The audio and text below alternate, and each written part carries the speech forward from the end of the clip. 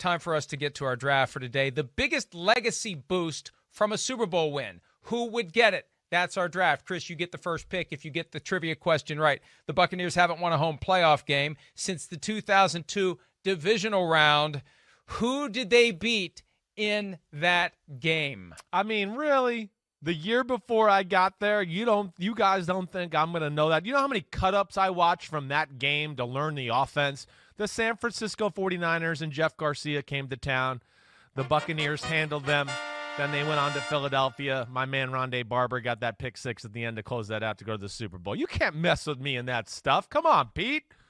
What are you doing? Thanks, Pete. All right, you get the first pick. This is actually kind of tough. It really is, because there's some legit, legacies. I think the guy we just talked about, I got to go with him number one. I think it's the most important for Bruce Arians' legacy. Again, he's never been to the Super Bowl, so that just bolstered his legacy. Now, hey, I'm here. You win the Super Bowl against the Chiefs and Patrick Mahomes and Andy Reid, and do it with, Tom Brady at quarterback and all those things. I got to think that he gets the biggest boost from a Super Bowl win this weekend. See, I'm surprised, and maybe you were just influenced by the fact that we just were talking about it, but it's got to be Tom Brady.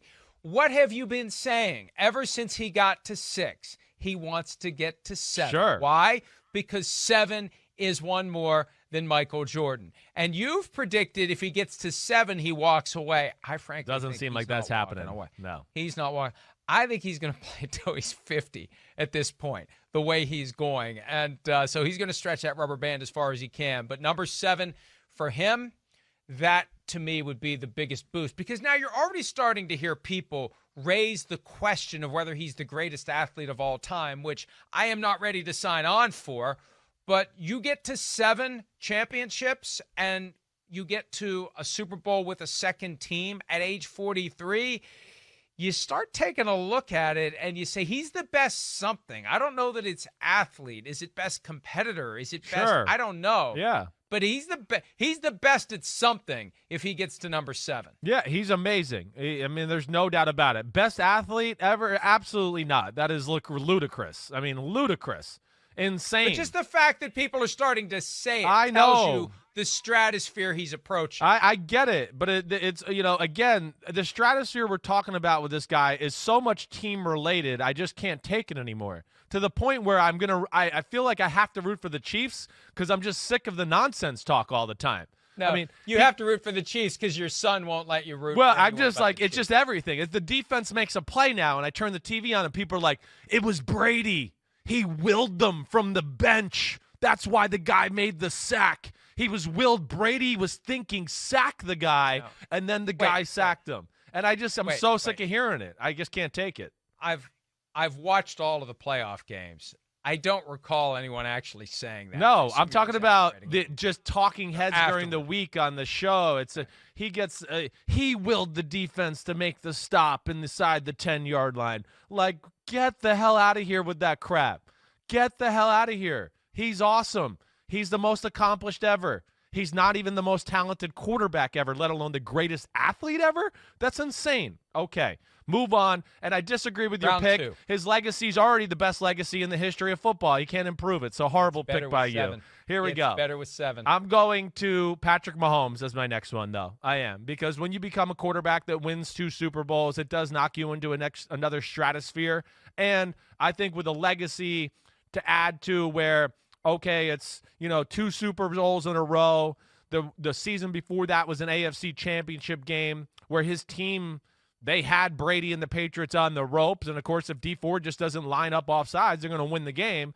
But then I think what adds to this is you beat Brady in the Super Bowl and in his home field and all of those type of things, too. I just think increases the Mahomes legacy to go now, oh, wait, maybe he can chase down a Brady to be the most accomplished ever and do those type of things.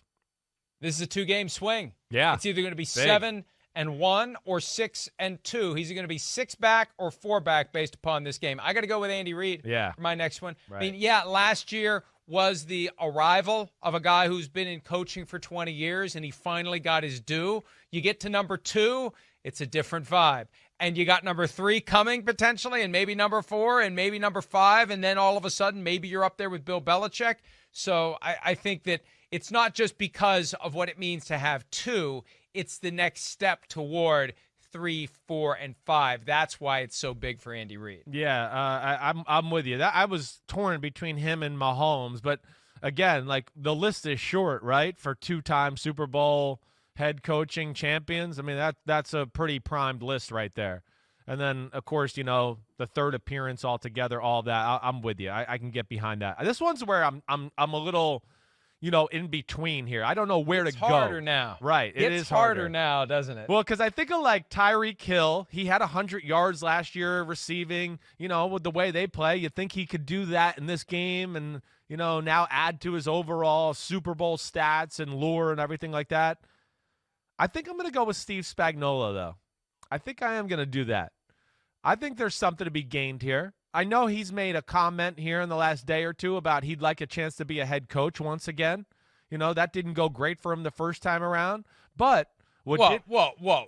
It was a disaster the first time around. It was a disaster. A complete and total disaster to the point where they could shut the Bucs out on Sunday, and I don't think that phone's ringing. Well, no, it's not ringing this year, certainly not. But I do think it does something to his legacy as far as great defensive minds of all time, clutch coordinators of all time. This could be the second time he could go, I beat Tom Brady in the Super Bowl. And their offenses were damn good both times we beat them. So between that and then, of course, what they did to Shanahan and that offense last year, I think that could be pretty big boost for him.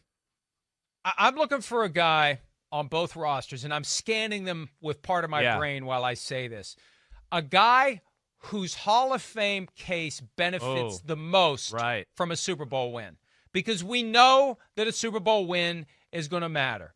And when you consider all the baggage, because it's easy to forget what he did from 2011 to 2018. Whoa. What? I know where you're about to go. Here we go. You give Antonio Brown a Super Bowl ring, and also assuming he continues with the Buccaneers and they want him and he should want them. He's stayed out of trouble ever since he's gotten there.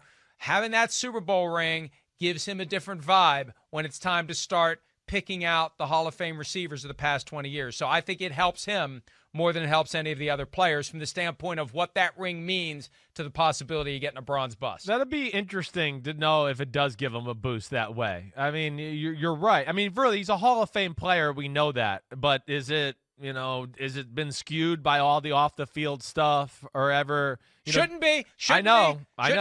Not supposed to, no. Right? O.J. Simpson's still in there. Of course, his stuff came later, but plenty of guys are in there definitely who had off-field issues that were well-known, and they still got in. I think it will do more justice to the ring, especially if he comes back next year and then is a contributor to the football team. Then it kind of shows like, hey, he was part of the fabric of that Super Bowl team and all of that. But if it's just like, hey, he was on that team and he didn't even play in the playoffs and doesn't play in the Super Bowl, I don't know if you get quite the credit. That's what's kind of be interesting about it.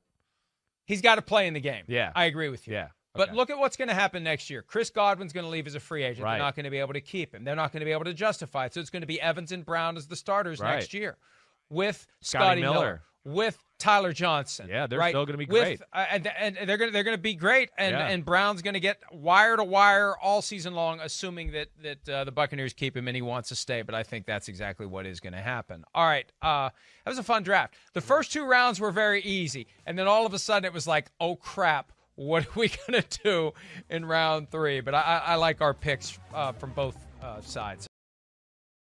Hi, I'm Mike Tirico, and thanks for watching. Make sure to hit subscribe for the latest news and highlights from NBC Sports.